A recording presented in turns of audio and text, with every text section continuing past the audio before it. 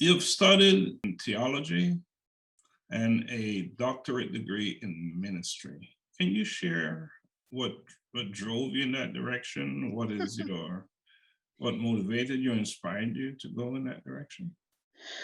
Okay, so prior to studying theology and ministry, I had been educated in the area of business. So I graduated from Baruch College with my business administration degree.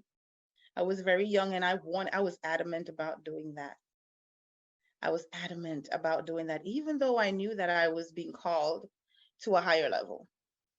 I'm like, I want to be a businesswoman, and that's it.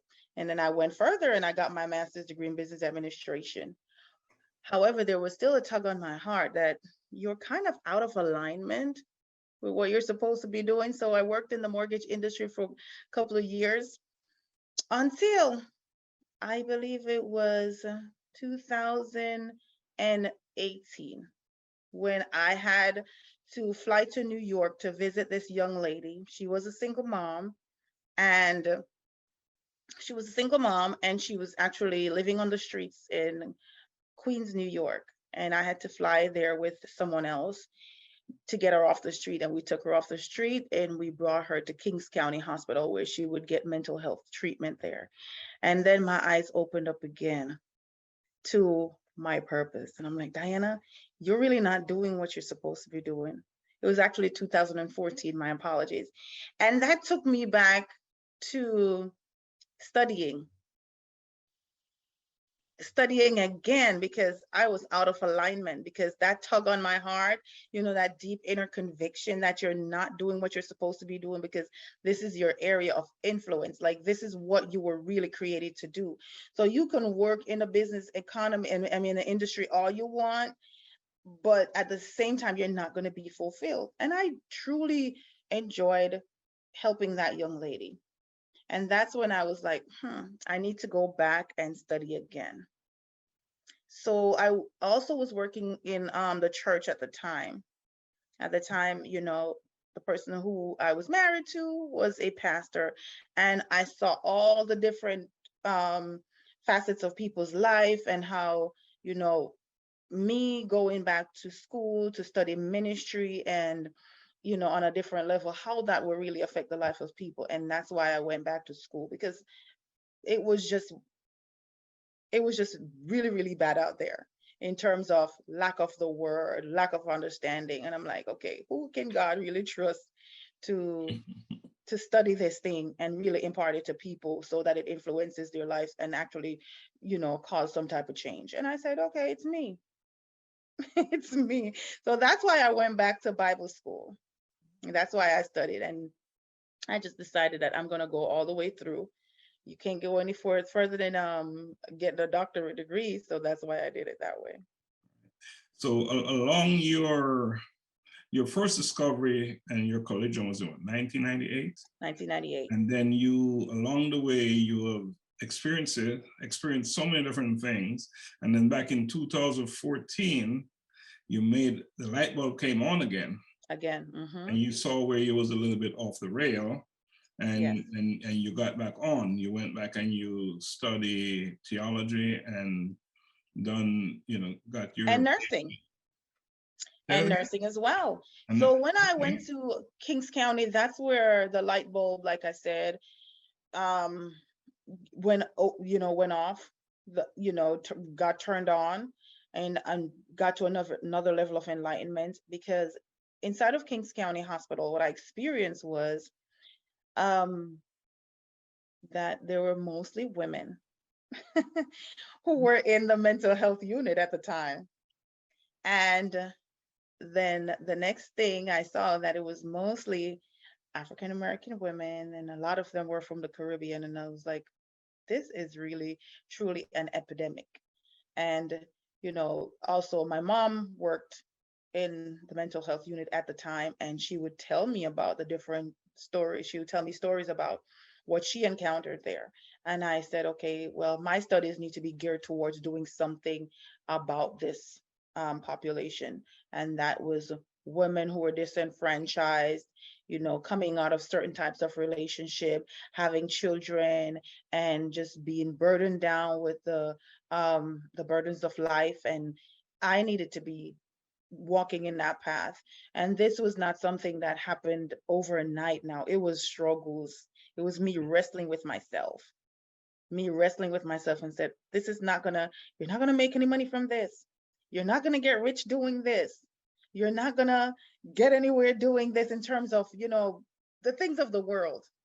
You understand what I'm saying? So it's like, it was a wrestle, it was a struggle, but it was a cause that I was called to, and I knew it. So if you define riches by what you've acquired, those type of things, then Yes. But back then, riches, you have found it. Okay, so, and that's where maturity comes about. So, when you're younger, you think a certain way until you begin to experience certain things in life, then your mindset begins to change. So back then, my definition of riches was stuff, material things. Now my definition of riches is my mental health, my peace, my joy, my tranquility, lack of stress. That's riches for me now. So you're at a place now that you're walking in your purpose, that your whole sense of being, your understanding of life is just on a different level. And yes. Tell me what that feels like. It feels good. It feels so good. I don't even know. It's like heaven.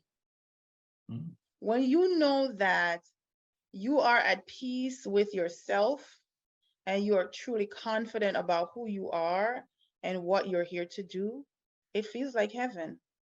There's no other better definition than it feels like heaven. You have transcended to the place of peace.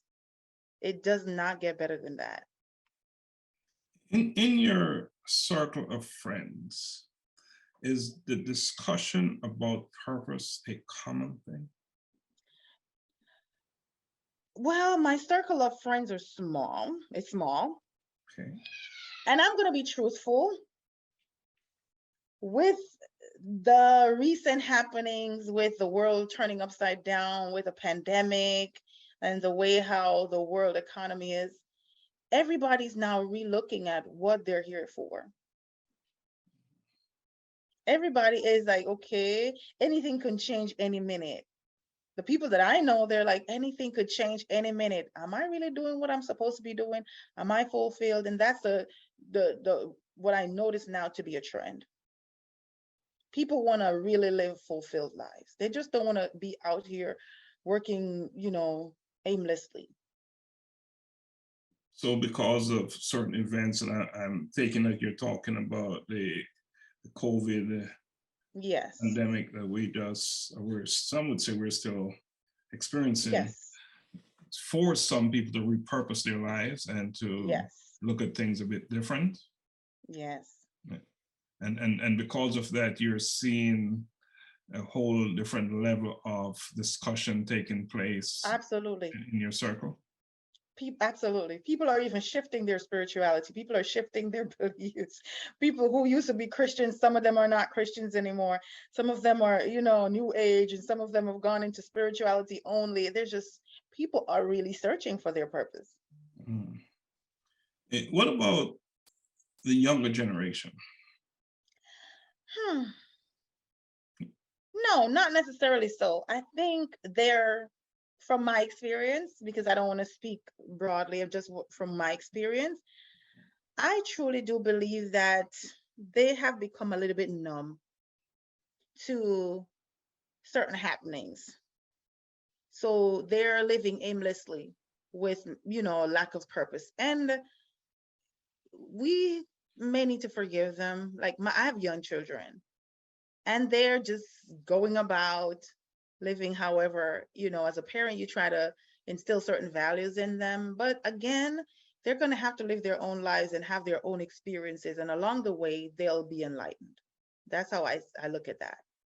Right. So, yes, some maybe called to be a Messiah of some sort or somebody special, so that they get it earlier on in life, but not generally speaking. So is there any value in providing guidance around purpose for the younger generation? And a good place to start is in the family.